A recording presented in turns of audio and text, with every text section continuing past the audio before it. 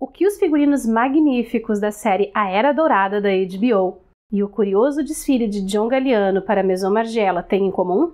Nesse vídeo nós vamos falar sobre o fio condutor dessas duas coisas aparentemente tão diferentes, a alta costura e a sua história. Meu nome é Pauline Kisler, eu sou historiadora da indumentária e recriadora histórica e você está no canal da Modista do Desterro.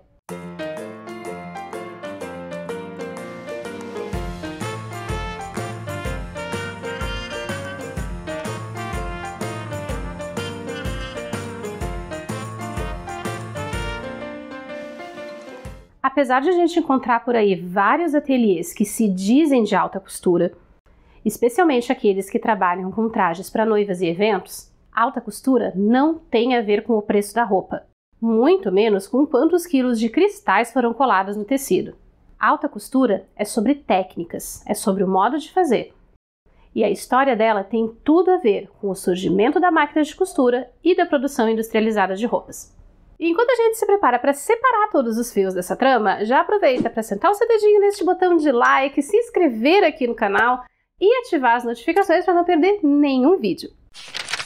Hoje em dia, existem dois tipos de semanas de moda que movimentam a imprensa especializada e alimentam os criadores do assunto nas redes sociais.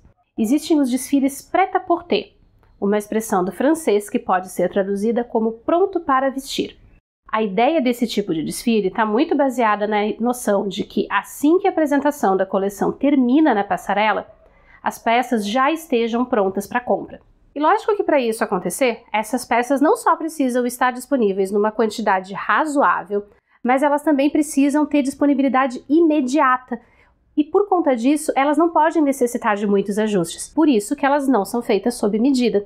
Isso significa produção em escala industrial. E para esse tipo de produção, nós encontramos o uso de manequins padronizados, modelagens que não precisam de ajustes finos no corpo e materiais que não exigem tanto trabalho artesanal. Mesmo assim, as peças dessas coleções tendem a ser muito mais caras do que a média que nós mortais podemos pagar, porque elas têm uma coisa que vai além do valor financeiro, elas têm uma coisa chamada valor social, que não está ligado a um material super especial ou a uma técnica específica, mas a maneira como uma peça ou marca é percebida dentro da sociedade e associada a determinados grupos e estilos de vida. As coleções prêt-à-porter são tradicionalmente apresentadas em duas temporadas, outono e inverno e primavera-verão. É a mesma lógica de como as vitrines das lojas de roupas são organizadas e trocadas ao longo do ano. Porque a moda prêt-à-porter é isso, necessidade imediata, consumo imediato. Tradicionalmente, se considera que o primeiro desfile de prêt-à-porter teria sido realizado nos anos 1920 por Sonia Delaunay, uma artista que trouxe para suas criações uma abordagem geométrica emprestada da arte modernista. Mas a ideia do prêt-à-porter só decolou mesmo depois da Segunda Guerra Mundial, porque a indústria de moda francesa estava no meio de uma crise sem precedentes, desencadeada pela guerra e pelo fato de que ninguém tinha dinheiro ou cara de pau para usar alta costura num país destroçado por um conflito armado. Tá, mas o que a alta costura tem de tão especial assim? Que bom que você perguntou, porque é exatamente sobre isso que a gente vai falar. Mas antes de nós falarmos sobre a alta costura, saiba que todo este conteúdo gratuito em língua portuguesa que vocês veem no canal é produzido, bem, só por mim. Oh, vou tocar uma música pra você no menor violino do mundo. O que significa que, sendo um canal independente, nós dependemos exclusivamente da remuneração dos anúncios do YouTube e das contribuições dos nossos membros e apoiadores. Então, se você curte o conteúdo que a gente apresenta aqui e quer contribuir para que a gente possa continuar produzindo cada vez mais, você pode se tornar membro dentro do clube de assinantes aqui do YouTube ou também lá no Apoia-se. Nessas duas opções, você contribui com uma quantia mensal, um tipo de mensalidade que você escolhe que seja mais confortável para você. Mas se não rola a mensalidade, você também pode fazer uma contribuição pontual, nas vezes em que você quiser ou puder, através do botão Valeu Demais, que está aqui embaixo na descrição do vídeo, mas também mandando o valor para essa chave Pix, que está circulando em algum lugar aí da tela. A alta costura surge com um nome que é bem conhecido por quem curte moda vitoriana. Charles Frederick Worth, um estilista inglês que se estabeleceu na França em 1858 e virou o queridinho da nobreza e da alta burguesia europeia. E da burguesia aqui da América também, que gostava de pagar pau para o europeu. Grande parte dos figurinos estonteantes da série A Idade Dourada, ou A Era Dourada, depende da tradução, são inspirados em designs do Charles Worth. A Maison Worth surgiu numa época de grandes mudanças econômicas e sociais na Europa. De um lado, havia uma classe média em franca ascensão, formada por comerciantes, investidores e industriais que ficaram ricos muito rápido e passaram a ter acesso a um consumo de luxo, causando um certo desconforto entre as famílias mais antigas. Sabe aquele conflito de novo rico, dinheiro novo, dinheiro velho, que a gente vê nos livros, nas séries, nos filmes e que aparece na série A Idade Dourada? Então, ele é absolutamente real para esse período. Mas também temos a industrialização de vários setores da economia, que está ligada ao crescimento das cidades e à abertura de novos postos de trabalho. Pense em lojas que precisam de vendedores, escritórios de advocacia e de contabilidades, bancos, restaurantes, enfim. Além de um aumento muito grande na demanda por trabalhadores domésticos, principalmente mulheres jovens que deixavam o campo para trabalhar nas cidades. Toda essa galera que trabalhava no que se chama de setor de serviços precisava de roupas para trabalhar, que tivessem uma qualidade razoável e estivessem disponíveis quase que imediatamente. E o que a indústria da moda fez nesse contexto? O que ela faz de melhor? Atender a demanda do público. A partir de 1840, tanto os tecidos quanto algumas peças de roupa começaram a ser produzidos numa escala industrial nunca vista antes.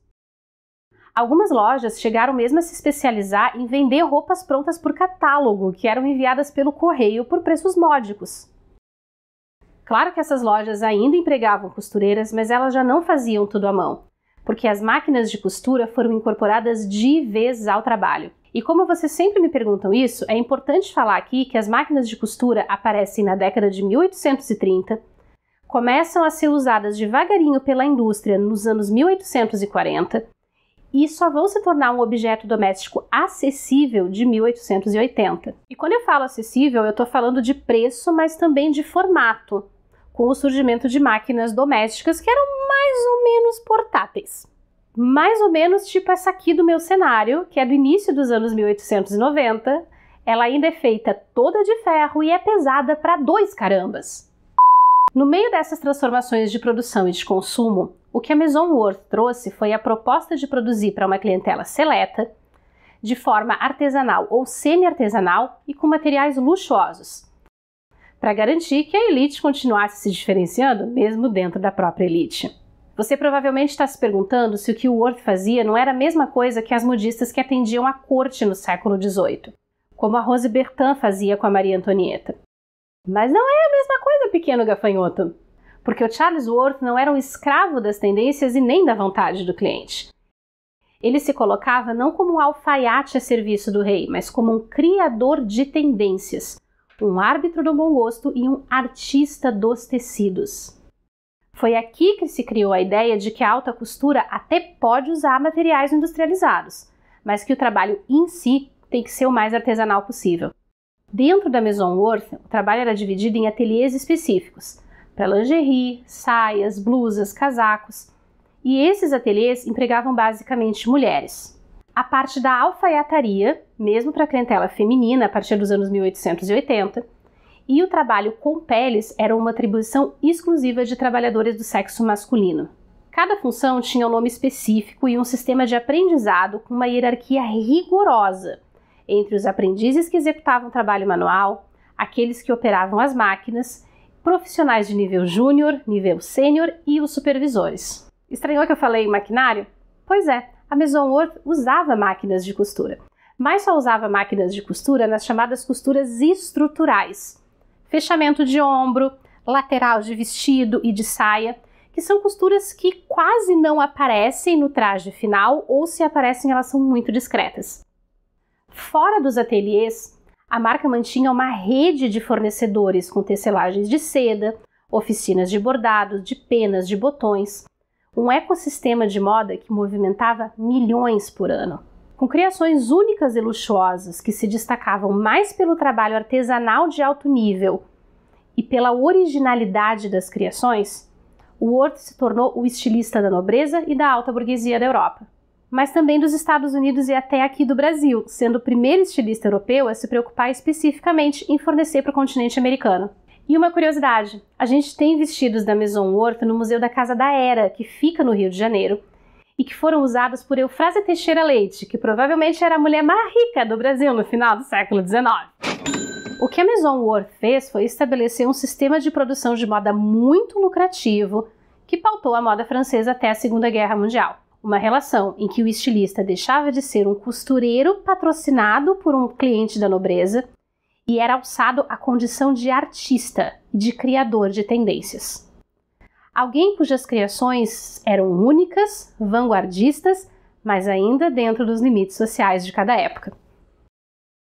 Se no século XVIII e na regência nós tínhamos figuras como a Duquesa de Devonshire e a Imperatriz Josefine ditando o que era tendência, com o Worth e a alta costura essa relação se inverteu, e o estilista e a sua marca é que passaram a ser sinônimo de um determinado estilo. A primeira semana de alta costura do ano tradicionalmente acontece em janeiro e abre o calendário internacional de moda.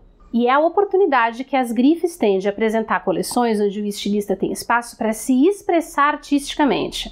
Um pouco diferente de uma coleção prêt-à-porter, em que as peças apresentadas são mais comerciais. O objetivo da alta costura é impressionar, apresentar tendências de modo artístico e trazer a assinatura estética de um determinado estilista para a marca. Nessa semana de alta costura de 2024, vimos coleções de John Galliano para Maison Margiela e de Simone Rocha para Jean Paul Gaultier. E isso acontece porque, em alguns casos, os criadores dessas marcas ou já são falecidos ou não têm mais condições físicas de levar adiante o ritmo de criação de coleções. Mas também para trazer estilistas independentes e de renome e fazer a associação deles com as marcas tradicionais. Porque se tem uma coisa que é fundamental na moda enquanto fenômeno social, é a busca constante pela novidade. Só que no caso da alta costura, a novidade está na criação, porque as técnicas artesanais que são obrigatórias na confecção muitas vezes são as mesmas que se usavam 150 ou 200 anos atrás. E num mundo de produção industrializada, acelerada, mecanizada e cada vez mais padronizada, o trabalho artesanal da alta costura permanece como uma forma de diferenciação social para a marca e para a clientela. Existem regras para que uma marca possa ter uma coleção de alta costura aceita e elas são extremamente rigorosas. Essas regras foram estabelecidas pela Federação de Alta Costura e de Moda ainda em 1868 e para ser considerada alta costura, uma marca precisa ter um ateliê sediado em Paris, empregando no mínimo 20 pessoas entre alfaiates, costureiros, bordadeiros, modelistas e outros técnicos especializados. Produzir apenas peças sob medida, totalmente feitas à mão.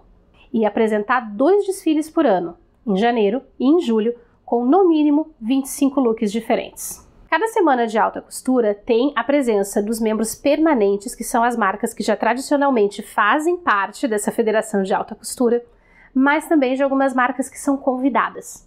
Para ser aceito como membro permanente, é preciso passar 4 anos ininterruptos como marca ou membro convidado. E para ser convidada, a marca primeiro tem que ser indicada por um membro que já seja permanente no conselho.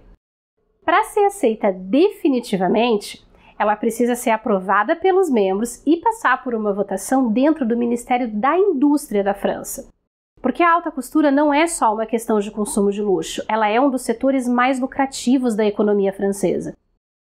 E esse entrelaçamento entre a moda e o governo da França segue uma tradição antiga que vem pelo menos desde os tempos de Luís XIV, que provavelmente foi o primeiro governante europeu a se ligar e em explorar ativamente a moda não só como uma ferramenta política, mas como um setor fundamental para a economia nacional. Se você assistiu até aqui, muito obrigada! Eu te convido a deixar o seu like nesse vídeo, seu comentário, se inscrever aqui no canal para acompanhar as próximas atualizações. Nós temos vídeos novos, longos, sempre 2 vezes na semana e videozinhos curtos ali no meio.